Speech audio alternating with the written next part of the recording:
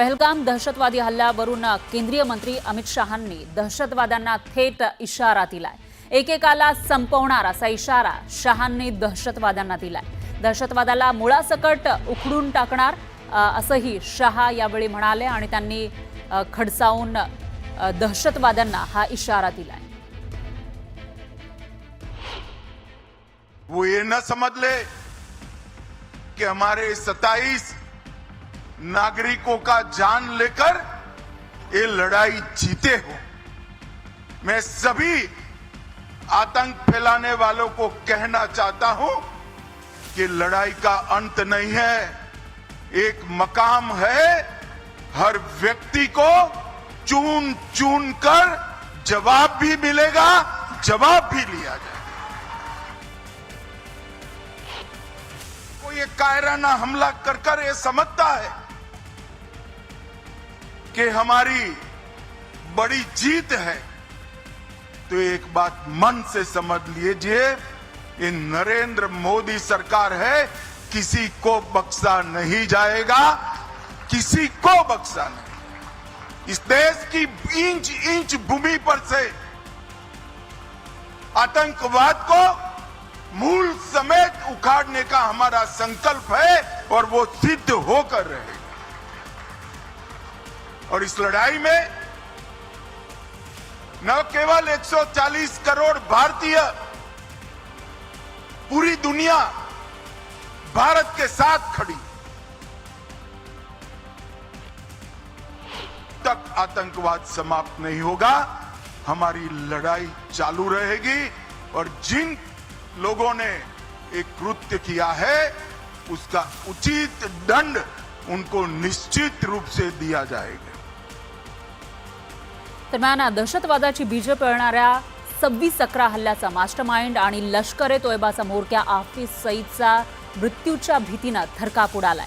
त्याची रात्रीची झोप उडालेली आहे। पहलगाम दहशतवादी हल्ल्यानंतर भारतानं पाकिस्तान विरोधात मोठ्या कारवाईची तयारी सुरू केली आहे। त्यामुळे पाकिस्तानी सैन्याच्या पायाखालची वाळू सरकली आहे। तर हाफिज सईदची पाचावर धारण बसलेली आहे। भारतीय सैन्य आणि गुप्तचर यंत्रणा आपला एन्काउंटर करतील अशी भीती हजारो निरपराध लोकांची हत्या करणाऱ्या हाफिज सईदला सतावू लागली आहे।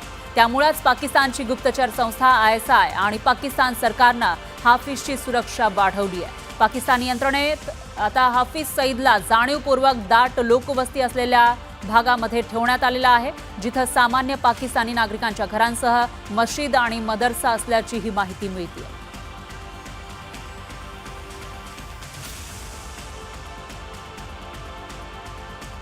तर हाफिज सईदला मृत्यूची भीती नेमकी का सतावतीये ते बघूयात आपण ग्राफिक्सच्या माध्यमातून।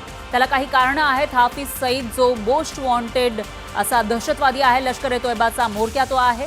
हाफिज सईदला मृत्यूची भीती आता सतावतीये। भारताचा मोस्ट वॉन्टेड दहशतवादी तो आहे, कारण मुंबईवरील 26/11 हल्ल्याचा तो मास्टरमाइंड आहे। तो हल्ला त्यानंच घडून आणलेला होता आणि पाकच्या माजी SSG कमांडोचं पथक त्याच्या सुरक्षेसाठी दिमतीसाठी तैनात करण्यात आलेला आहे।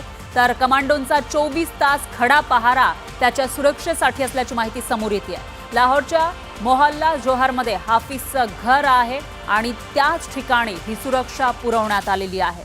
तर तुरुंगाप्रमाणेच हाफिज सईदच्या घराभोवती कडेकोट सुरक्षा तैनात करण्यात आली आहे आणि घराच्या सईदचे जे घर ज्या ठिकाणी आहे तिथे 1 किलोमीटर परिघामध्ये CCTV मधून वॉच ठेवला जातोय आणि त्याचबरोबर इतरही ज्या यंत्रणा आहेत त्या कामाला लागल्याचं दिसतंय पाकिस्तानच्या।